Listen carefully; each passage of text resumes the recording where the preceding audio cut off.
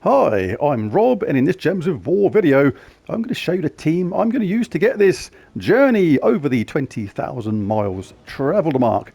It's a dead simple team to use, and to be honest, it's been an absolute walk in the park with this team. The team I showed a couple of days ago was mainly for the early stages and things like that. That team is not suitable for the later on stages. It's just not going to work. Even troops like Arachnian Weaver simply do not do enough damage later on to get this done fast enough, because that is one of the keys to this. When you're doing these journey events, when you're gaining miles, there's two ways you can lose miles as you go along. Well, three if you include lose the battle entirely. But generally, if you win a battle and you've lost a troop and didn't replace it with a summon, you'll lose miles that way. But you'll also lose miles if you take more than 10 turns to win any given battle. So that is going to be tricky. On these high level matches later on, when we're talking about the enemy having 1,500 combined life and armor each, you have to win this battle in 10 turns. So those troops that do normal damage without any sort of loop are not going to cut it. This is exactly what the Secret Darkwood is here for. It's what Charleston was in the previous one for. They loop, and the idea is you use them to loop and loop and loop and win the game in under 10 turns. So what's important to know is a turn is basically all your actions until you cease getting an extra turn, hand the go over to the opposition, they have their turn, and it comes back to you. That is one complete turn. So we can do that by looping and looping and looping with our crazy Secret Darkwood. Now the way this is going to work in this team is going to have her there with 4 elves. Absolutely essential to get the elves going in this, because then she generates as much purple as possible. In this case, it's going to be the maximum amount. And obviously make sure that you have that third Pathfinder trait, which I'm sure you have. If you're probably watching this video, it means because you're after a team to get you all the way to 20,000. But the other troops are absolutely superb in this. Like I said, you don't use troops like Arachnian Weaver in this, who is normally superb in other stuff. But Matron Vlenny in this is absolutely magnificent. That third trait there, curse and web a random enemy when matching 4 or more gems, is fantastic. Like I say, we're going to loop and loop and loop with our Pathfinder. So we'll have the entire other team cursed and webbed in no time at all. If we ever lost the loop with our Pathfinder, we can actually cast this. The boost when everyone else is cursed and webbed is 32. So there's a 42% chance you'll just kill someone. And that actually, that's pretty close to 50-50. So there's a high chance that that could be successful if you tried that. Now, Emperor Liang, this might be the first time I've ever legitimately put him in a team. But in this case, he works absolutely superb. 2 of his traits are absolutely fantastic for this event. Enchant a random ally on 4 or 5 gem matches. Again, we loop like crazy in this team. But also Transcend, the first one, shockingly useful. Exchange 2 life for 2 magic on 4 or 5 gem matches. So basically every time we get a 4 match, he's going to like punch himself in the face, do himself some damage sort of thing, and swap it for some magic. But what that means is the life that he gives goes up and up and up. So we're going to be looping like crazy. On the higher levels, in my case, I could be giving 130, 140, 150 life to all allies of the matching colour that I choose. So if you choose purple, which is the whole team, you can give all your team a massive life buff. So it can work like that, and if you want to just put it on your hero to give them a buff, you can obviously just choose brown and then buff up your hero, leaving the purple there, which is better for Secret Darkwood to use. And Life and Death is just there, so literally you can just cast that if you've got nothing else to do with the colours on the screen. The death mark will come in now and again. It's been really handy, and just people just die. Very useful on the higher levels. Also, Archer class, absolutely superb for this. Start battles with 50% mana, 15% chance for skull damage to be lethal. So what this means is, when we cast our Secret Darkwood and we're looping, we're not going to cast on the top troop. That would be a waste, because if we're doing that and then that lethal skull damage comes in, we've been bashing away at them with our Secret Darkwood for no reason. So we always cast this on the troop at the bottom and work our way up. And as those lethal skull damages come in, things can happen surprisingly quickly sometimes. If they don't get killed by lethal damage, the likelihood is they're going to have Hunter's Mark, because we Hunter's Mark on 4 or 5 of a kind as well, and that means a double skull damage. Apart from that, root trap is the only other really important thing in this. And apart from that, that is how it's going to work. Very, very, very straightforward. The banner for this is going to be the Riven banner from Primal Rift, +2 purple, +1 green, -1 red. So like I say, we are going to loop the loop like crazy here. Cast that on the bottom troop all the time. And just chuck on any extra nicer medals you've got to boost up the damage. I've had very little hassle from enemy troops regarding negative status effects on this. So what we're going to do is look for some green, preferably, to get going on. If we can get green, that would be absolutely useful. Failing that, we'll go for purple, but we haven't got that either. So we'll just take this and see if we get any lethal damage. There it is. See, that 15% just came in absolutely straight away. But let's keep track of the turns. That is one turn we've already used. That was our second turn. So we've already used 2 turns. So you can see how quickly 10 turns would get used up. Right, so we cast this on the bottom troop that you can. The bottom one is stealthy, so we can't do it on that. That's 3 turns gone. She didn't loop straight away that time. We'll have a little gander around for any potential 4 matches. But now we're on, like, what, turn 4 already? So you can see why the looping is really, really important. Still turn 4 because we're looping. Now we'll just keep on going. You can look out for things like this. If you've got a drop anywhere to make it a hit and an extra turn. Again, because if that lethal skull damage comes in, that's an absolute game changer. It makes things happen really, really quick. I only have a quick look for it. I don't like spend ages looking around. It takes too long. You can rely on just incidental skull drops to see if that happens. Don't take things like that. More purple on the screen, the better it is for Seekra's spell. I do take things like this now and again just to see if any skulls drop down from above. Because when they do, and you get that lethal skull damage, it is really nice. They pop their clogs. Now we'll just keep casting away. Well, I've seen if that was a vertical drop there to a skull hit. We'll take that. See, there you go. We got that 15% again. It's surprising how often it comes in. It's quite reliable. This 15% is roughly 1 in 6. So every 6 skull hits or so, that is going to work.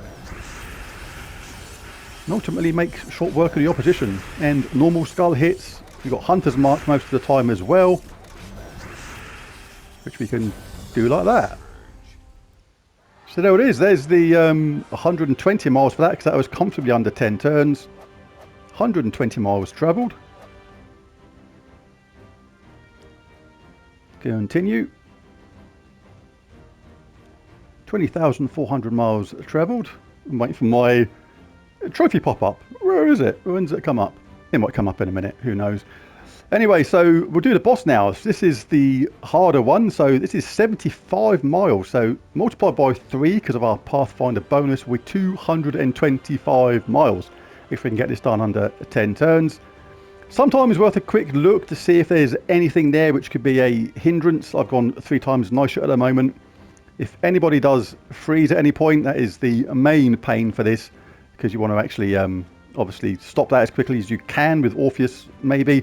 But there's nothing here that's too worrying, so we'll just carry on. So again, we'll keep track of the turns. Right, we've got a pretty good start there, so we'll take that extra turn. And we'll start looping straight away. Cast on the troop at the bottom. We didn't loop then, so that's 1 turn gone. But we'll keep targeting the troop at the bottom. We'll wait for any incidental skull hits to come along. We'll wipe out the enemy.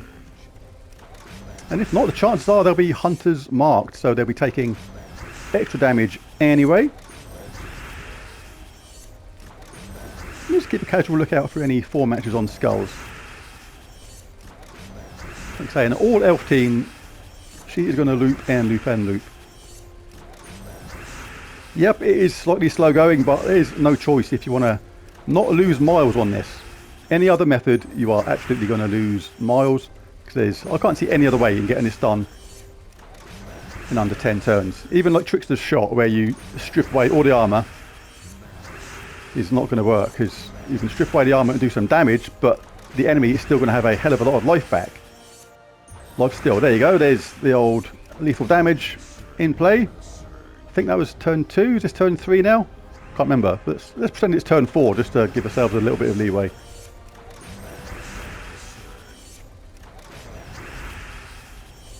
And I haven't even used the other troops, like Emperor Liang, look at that, if I need any health, he's going to give 157 to all purple troops if I cast it on purple. Or if I just want it on my hero, I can just cast it on brown and get it that way. Really, really cool. Dead simple. Life and death is there if we need it, but we haven't needed it. I haven't used it hardly ever at any point in the game. It's just really handy for that death mark. Dead simple team to use. I've barely lost any miles at all during this event using this method on the team. Oh, they got a cheeky summon. Now, Shibanu, don't be annoying. Right, so we've stopped our loop, so I'm kind of glad that happened, because you can go about this in a few different ways now. You can either think, okay, I've got a couple of them webbed, but it's not enough. The boost is only 16, so forget that. What you can do is either give everybody a buff with Emperor Liang. Everyone's going to get 171 life. We'll do that on... what should we do? You can do it on purple. Everyone then gets a load of life, but I like to look around and see if there's any way of getting an extra turn out of it.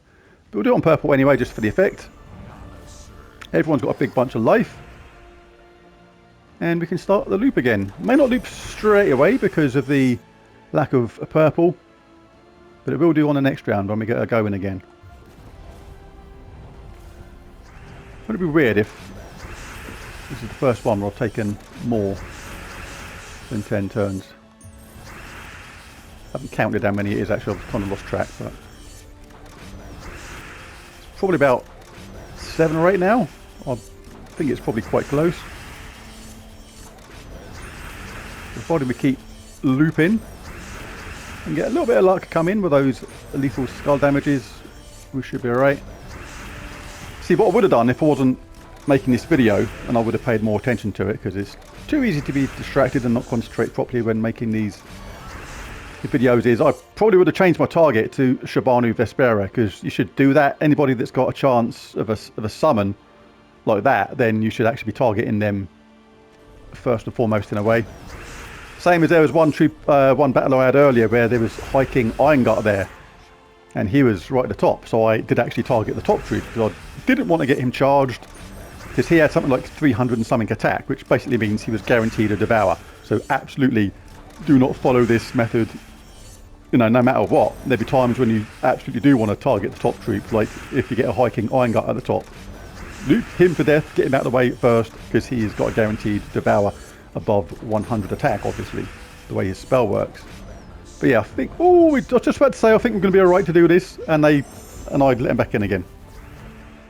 Shibanu, you annoying thing. But let's get going again now. Just 2 more casts and she'll be gone. No more of her getting... oh, I forgot to move the thing down. Right, come on. Right, let's get this done. It's so difficult. All my fights were like about 10 times... not 10 times. Twice as fast as this. Before, and now you do the video and you get someone like Shibanu being awkward. But it wasn't my fault really, because I should have picked on her straight away. Made sure that she was targeted.